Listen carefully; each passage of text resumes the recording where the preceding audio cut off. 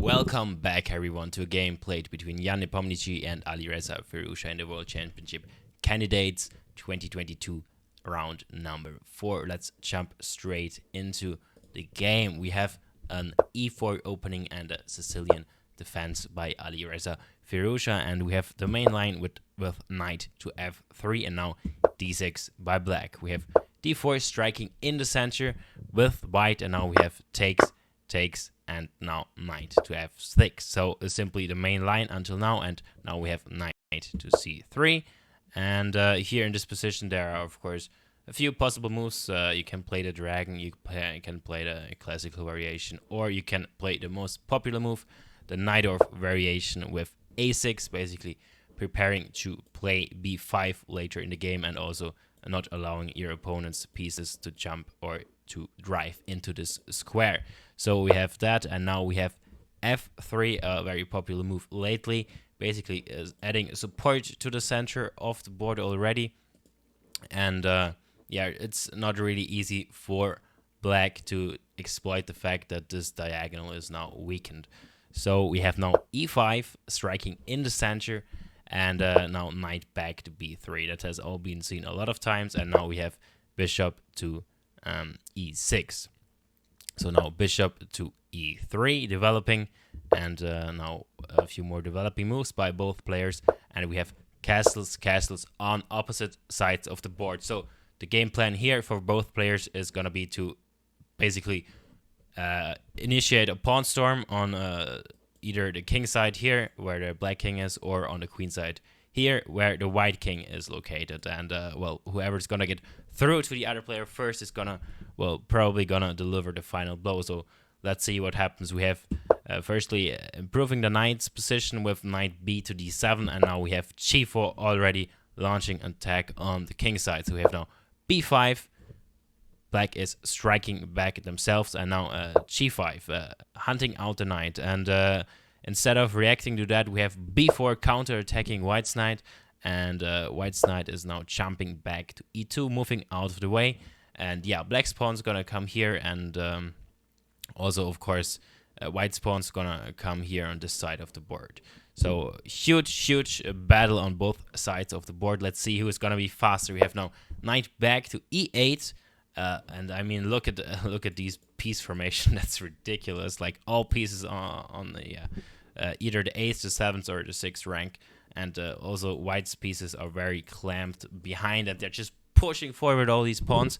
But that's how this position is supposed to be played. So now we have f4, once again going for a pawn break, and now a5 by black. So slowly approaching, and here, yeah, white goes for f5, now attacking this bishop, and Alireza plays bishop to c4, now attacking this knight. And here in this position there are two good moves for white. It's either going knight to g3, basically saying I'm not gonna trade this knight.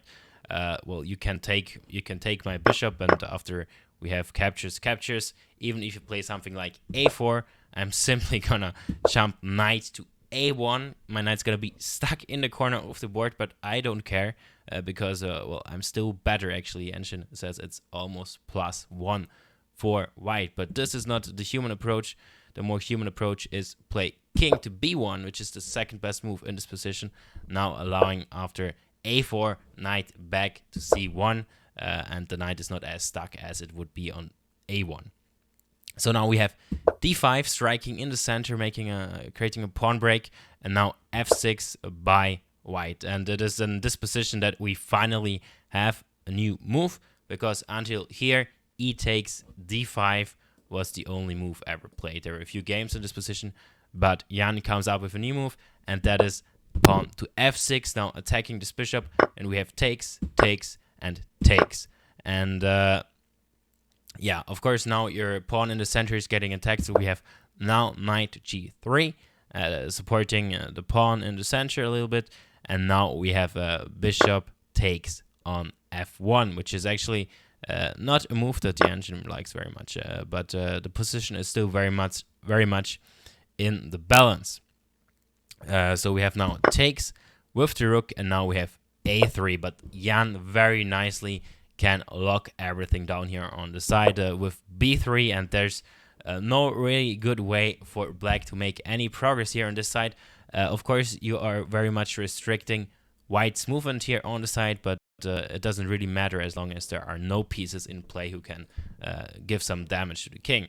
So it's not clear for black how to make progress in this position, whereas black's king is much more vulnerable here on g8, and white's pieces are simply very active. They're gonna be beautiful in creating an attack, and this weak open g5, for example, will simply never be able to be closed down again. So white is in a little bit of a better position right now, and to get a bit more security, we have now king to h8 hiding away in the corner, and now we have e takes on d5 finally.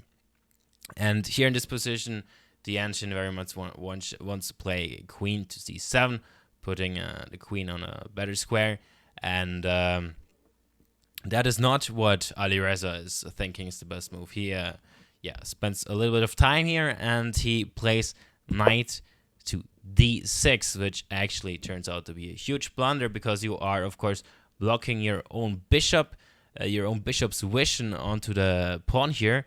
And Jan doesn't hesitate. He simply captures on b4. And the thing is that, you of course have this discovery attack here onto the queen, but there is no really good way to make use of that. So we have now rook to c8, improving the rook's position, but it was also an inaccurate move, and the position is already very much lost for Alireza. But let's see if we can turn things around. So we have rook to c8, and now Jan plays bishop into b6, attacking black's queen. So after the queen moves out of the way, you have now queen back to e1, basically swinging all around and preparing to go to the queen side. And we have now bishop to b8, attacking the bishop. So we have rook to b8, attacking the bishop, and now bishop to a5, moving out of the way, and now knight to c4, putting some pressure on the bishop here, and also making use of this pin going on here. White is really in a very comfortable position. Black's king is super weak, and let's see how Jan is gonna go on to attack white. Firstly, he plays d6, a very nice move. Of course, if you were to grab this pawn with the bishop, you're gonna simply lose your knight, and if you were to capture this pawn with your knight, you can also get very quickly into trouble after something like knight to f5, and then after stepping out of the pin with your queen, we could have something like captures, and now bishop back to b4, and your knight's hanging now, and if you play something like knight to f4, we have simply takes, and white's gonna be simply up a piece, and there's nothing left to be done for black. So instead of all of that, we have now bishop back to d8. Now this bishop is getting attacked twice, and Jan simply moves it back to c3, and now we have queen to e6, and now knight to d3. Of course, there is very much tension going on this pawn now, and black will not be able to hold on to this pawn as it looks. We have now knight to d5, attacking this bishop, and it is. There are a few good moves, or quite a lot of good moves, winning moves at least, for white here in this position. But the best move, according to the ancient, is bishop back to a1, hiding the bishop all the way in the corner and putting it on this diagonal where it snipes at the king from all the way across the board. This really would have been a very beautiful move if Jan would have played it, but instead he goes for a more forcing approach with it, which is also a very beautiful move with knight to f4, basically forking kind of the knight and the queen, and you basically fork Alireza to take, and now he grabs the knight back. Of course, this pawn here in the center of the board is pinned. This really shows the strength of this bishop. So we have now f6 by black. You are now basically blocking this bishop a bit more, and unpinning yourself from this bishop, but at the same time you are pinning yourself in this way, because now your queen is not protected anymore by this pawn, since you moved it out of the way. So we have now queen to e2, adding some pressure onto this knight that is attacked twice. And now Alireza jumps into into b2. Crazy looking move, and we could even have something like takes, and white is completely winning still in this position. But Jan simply ignores the knight and plays rook d to rook d to f1, simply increasing the pressure on this file and improving the position of his rook, which he thought not to be he basically had to step out, of course, of the attack. But instead of simply taking, he just moved away and improved the position of his rook. So we have now rook over to e8 and now rook over to h4. And you can already see that this attack, which is starting to be built up here, is not gonna be easy to be handled for black, if at all, even by a computer. It's very looking very bad for black here. So we have now f5 trying to improve the position in some way, but it doesn't really help because we now have rook captures on h7 with check, sacrificing the rook, and after takes we have queen to h5 check. And of course, if you were to block with your queen here, you're gonna simply lose your rook here, so we cannot have that. We have, instead of that, king to g8, and you can already see there is nothing left to be done, and also Alireza is running out of time.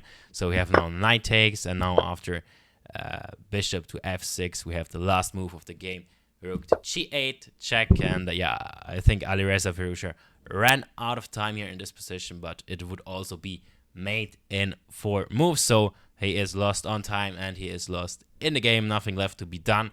Very beautiful game by Ian Nepomniachtchi here. Played a almost flawless game. And congratulations to him. So now let's take a quick look at the standings of the tournament. So here we have, of course, now Ian Nepomniachtchi in the lead. He has 3 points and is in front of Fabiano Caruana with 2.5 points. All the other players have either 1.5 points or 2 points. So at the moment he is leading the field. Let's see if he can keep the lead or if he's gonna lose some games or draw, and other players will win more. So, I'm interested to see what's gonna happen. I hope you enjoyed this video. I hope you enjoyed this analysis. And if you want to see more videos like this, check out my channel, subscribe to my channel, and give this video a thumbs up. I would very much appreciate that. And as always, thanks for watching.